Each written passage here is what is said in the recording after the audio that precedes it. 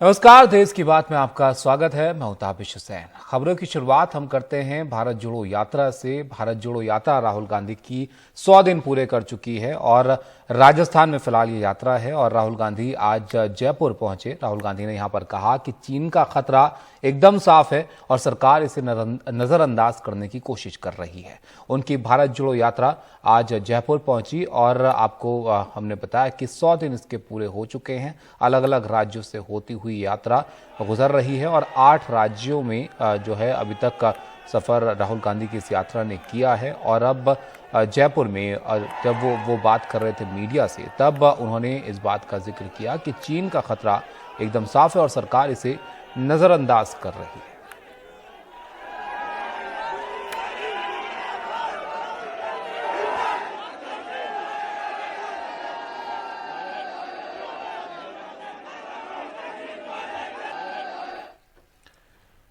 तो राहुल गांधी और कांग्रेस लगातार चीन के मुद्दे को लेकर जो है सरकार को निशाने पर लेती रही है और यहां पर भी देखिए चीन के मुद्दे पर उन्होंने सरकार को घेरा। जो चाइना का थ्रेट है और मुझे तो वो क्लियर, और मैं इसको अब 2-3 सालों से कह रहा हूं, वो बिल्कुल क्लियर है और सरकार उसको छुपाने की कोशिश कर रही है, सरकार उसको इग्नोर कर रही है। उनका लद्दाख की साइड और अरुणाचल की साइड पूरा ऑफेंसिव प्रिपरेशन चल रहा है। हिंदुस्तान की सरकार सोई हुई है। इस बात को हिंदुस्तान की सरकार सुनना नहीं चाहती है। हो क्यों रहा है? क्योंकि हिंदुस्तान की सरकार इवेंट बेस्ड काम करती है। हिंदुस्तान की सरकार स्ट्रेटेजिकली काम नहीं करती। इंटरनेशनल रिलेशंस की बात होती है, जियो स्ट्रेटेजी की बात होती है, वहां पे इवेंट काम नहीं करता है, वहां पे शक्ति काम करती है।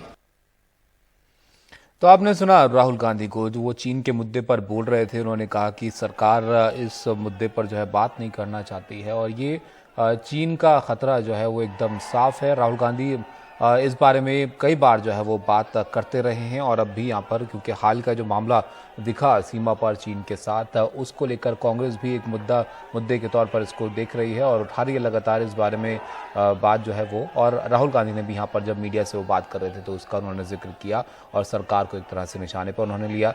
और अगर भारत जोड़ो यात्रा की हम बात करें तो ये जो यात्रा है इनकी, ये 8 राज्यों से अब तक गुजर चुकी है और राजस्थान में पिछले कुछ दिनों से भारत जोड़ो यात्रा राहुल गांधी की चल रही है। और आज यहाँ पर जयपुर जो है राहुल गांधी पहुँचे और जिस तरह से अलग अलग राज्यों में जो है ये यात्रा चली है राहुल गांधी की, वैसा ही यहाँ पर भी दिखा।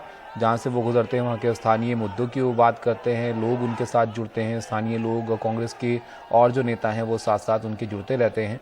और अब यहाँ से ये यात्रा जो है वो आगे बढ़ेगी। लेकिन उससे पहले आज जब पत्रकारों से वो बात कर रहे थे तो तमाम मुद्दों पर उन्होंने बात की। और राजस्थान एक ऐसा राज्य है जहाँ पर कांग्रेस की सरकार है और यहाँ के अलग मुद्दे हैं जो कि कांग्रेस के लिए बड़ी समस्याएं जो है यहाँ पर कई दिखी हैं, उनके बारे में भी उनसे पूछा गया। हर्षा हमारी सहयोगी हमारे साथ जुड़ गई हैं जयपुर से।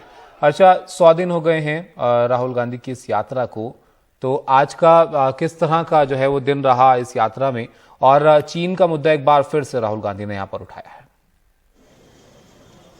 जी देखिए, आज का जो दिन था वो सचिन पायलट के लिए बहुत अच्छा दिन रहा, क्योंकि ये जो यात्रा है ये दौसा से होकर गई और दौसा उनके पिताजी की कॉन्स्टिट्यूएंसी रही है, वो भी वहां से चुनाव लड़े हैं, उनकी माताजी भी वहां से चुनाव लड़ी है और वो जो एरिया है वहां से उनको फिर परिसीमन के बाद अपनी कॉन्स्टिट्यूएंसी बदलनी पड़ी।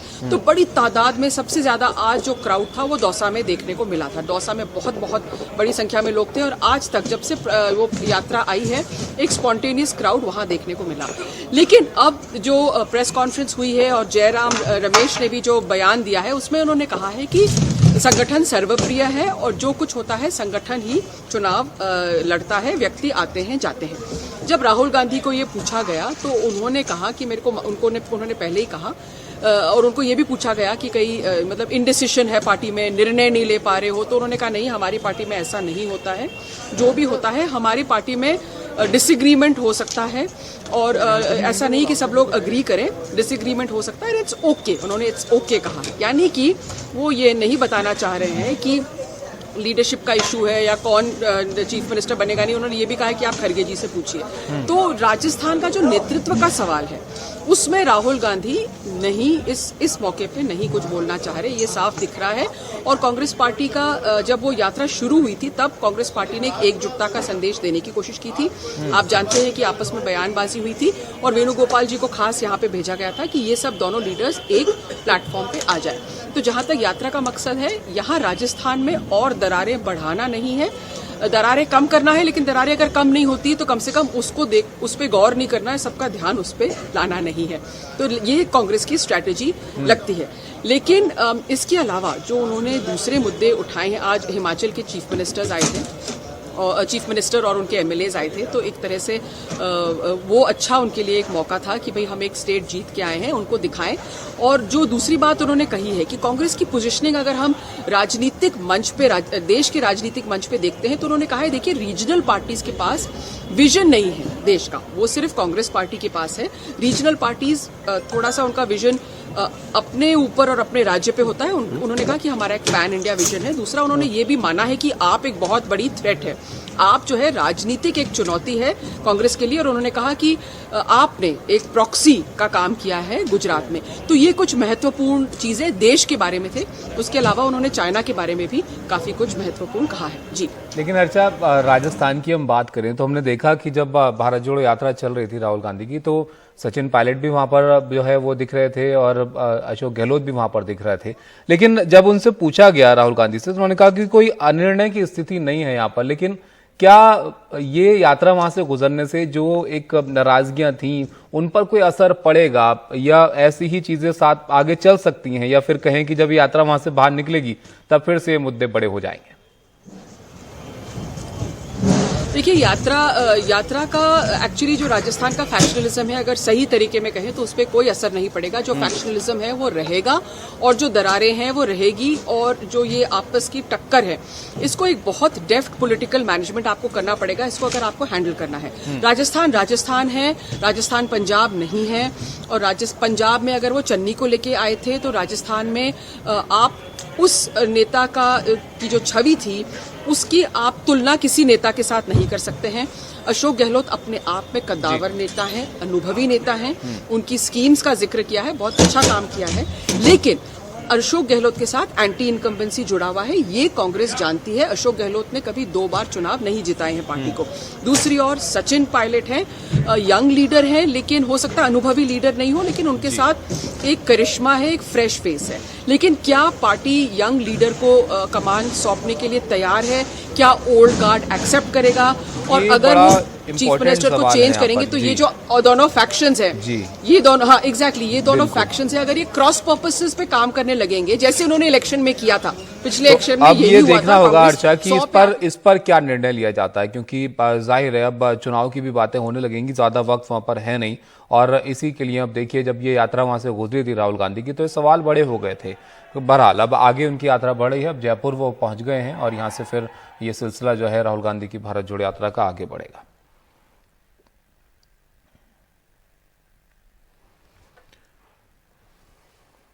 अगली खबर का रुख करते हैं। भारत ने पाकिस्तान को आतंकवाद का केंद्र बताया और कहा कि सुधर जाए। कहा कि दुनिया मूर्ख नहीं है और पाकिस्तान के भुलावे में वो नहीं आने वाली है। आतंकवाद से निपटने की कोशिशों पर संयुक्त राष्ट्र सुरक्षा परिषद में भारत की अध्यक्षता में हुई बैठक में पाकिस्तान के बयानों पर विदेश मंत्री बैठक और प्रेस वार्ता में जमकर बरसे। पाकिस्तान के एक रिपोर्टर का सवाल और विदेश मंत्री जयशंकर का जवाब सुनिए। How long South Asia is going to see this terrorism disseminating from New Delhi, Kabul, and Pakistan? How long they are going to be at war? Number one, and secondly, how about the UN Security Council resolutions on Kashmir? Does India abide by it or not? You're asking the wrong minister when you say how long will we do this, because it is the ministers of Pakistan who will tell you how long Pakistan intends to practice terrorism. So look, at the end of the day, the world is not stupid, the world is not forgetful, and the world does increasingly call out countries and organizations and people who indulge in terrorism. And by taking that debate elsewhere, you're not going to hide it. You're not going to confuse anybody anymore. People have figured it out. So my advice is, please clean up your act. Please try to be a good neighbor. Please try and contribute to what the rest of the world is trying to do today. असल में पाकिस्तान की विदेश राज्य मंत्री हिना रब्बानी ने भारत पर आतंकवाद का आरोप लगाया और यूएनएससी की बैठक में पाकिस्तान के विदेश मंत्री बिलावल भुट्टो ने एक बार फिर कश्मीर का मुद्दा भी उठा दिया। इस पर विदेश मंत्री ने तीखा जवाब देते हुए कहा कि जो सांप पालते हैं उन्हें भी सांप डसता है। Hillary Clinton actually said that if you have, I'm giving you the sense, it's not an exact quote, that if you have snakes in your backyard, you can't expect them to bite only your neighbors. Eventually, they will bite the people who keep them in the backyard. But as you know, Pakistan is not great on taking good advice, and you see what's happening there. Bharat ने बैठक में चीन का बिना नाम लिए सबूतों के बावजूद आतंकियों पर कार्रवाई नहीं करने देने की बात उठाई। आतंकी फंडिंग और आतंकवाद फैलाने में नई तकनीकों के इस्तेमाल को चुनौती भी बताया। कोशिश ये कि सभी देश आतंक के खिलाफ बिना लाग लपेट साथ काम करें। दिल्ली से कादम्बरी शर्मा, एनडीटीवी इंडिया। तो आपको दिखाते हैं कि राहुल गांधी, हमने जैसे कि बताया आपको, वो जयपुर में जब पत्रकारों से बात कर रहे थे उन्होंने तमाम मुद्दों पर बात की। तो यहाँ पर राहुल गांधी ने कुछ देर पहले विदेश मंत्री को भी नसीहत दी। उन्होंने क्या कुछ कहा वो भी आप देखिए। मैंने 3-4 बार बोला है कि सावधान रहना चाहिए, जो हो रहा है उसको समझना चाहिए। उनकी बयानबाजी आती रहती है, मैं देखता हूं एक्सटर्नल अफेयर्स मिनिस्टर बोलते रहते हैं, कहना नहीं चाहिए, मगर शायद उनको थोड़ी अपनी समझ गहरी करनी चाहिए। बिहार में जहरीली शराब से मरने वालों की संख्या 56 हो गई है। अब यह मामला सुप्रीम कोर्ट भी पहुंच गया है। उधर इस मामले को लेकर राजनीतिक आरोप प्रत्यारोप भी जारी है। बिहार विधानसभा में जहरीली शराब से हुई मौतों पर लगातार तीसरे दिन हंगामा चलता रहा। मुख्यमंत्री नीतीश कुमार ने दूसरे राज्यों में हुई ऐसी मौतों का हवाला देते हुए इसके लिए शराबबंदी को जिम्मेदार मानने से इनकार कर दिया। जरा बताइए, बिहार में जहरीली शराब से पीने वालों की संख्या जब शराबबंदी लागू नहीं था तब भी, और आज भी उसकी संख्या कम है। आज दूसरी जगह खूब जहरीली शराब, जहां शराबबंदी लागू नहीं है वहां भी जहरीली शराब पी के मर रहा है। टॉप पर है मध्य प्रदेश, हरियाणा कहां नहीं है, यूपी, सब जगह का देख लीजिए हिसाब किताब। तो जब अब बात यह है कि यहां जहरीली शराब पी के मरा, तो हम लोग तो इसका खूब प्रचार कर रहे हैं कि पियोगे मरोगे। अब उसी को दूसरे रूप में बता रहा है, और तब इस तरह से मरता है तो दूसरा जगह क्या नहीं छापते हो। उधर बीजेपी नीतीश कुमार के इस्तीफे की मांग तक चली आई है।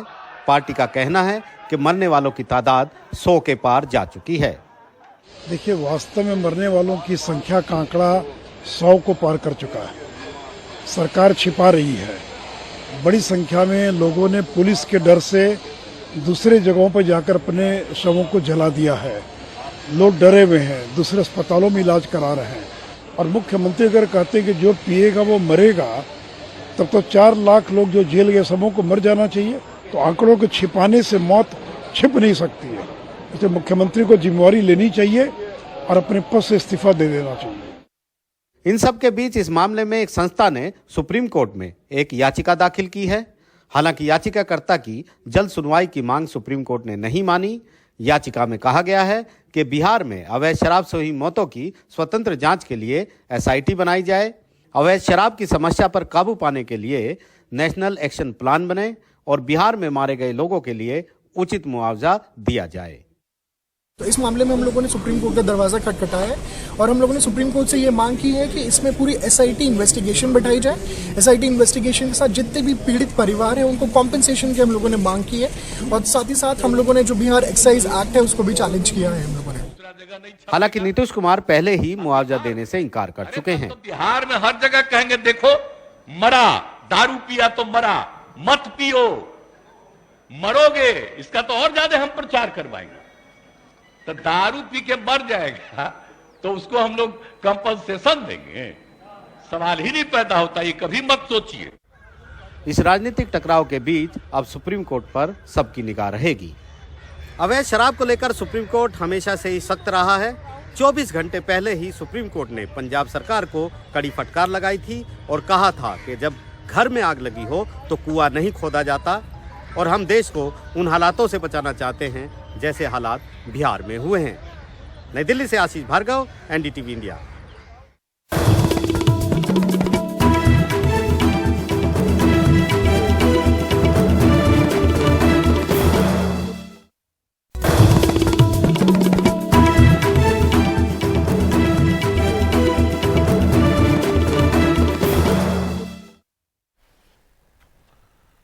महापुरुषों का अपमान और महाराष्ट्र कर्नाटक सीमा विवाद समेत महंगाई, बेरोजगारी जैसे कई मुद्दों को लेकर महाविकास अघाड़ी शनिवार को मुंबई में हल्ला बोल नाम से विरोध मार्च करने जा रही है।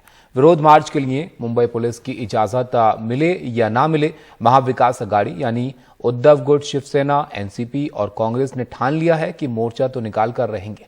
विपक्ष का हल्ला बोल मोर्चा शनिवार सुबह 11:30 बजे भाईकला से निकलकर सीएसटी पहुंचकर खत्म होगा और इसके लिए राज्य भर से कार्यकर्ताओं को मुंबई बुलाया गया है। विपक्ष ने के ये जो महामोर्चा है, इसको देखिए आप, इसको टक्कर देने के लिए बीजेपी भी मुंबई में माफी मांगो आंदोलन करेगी।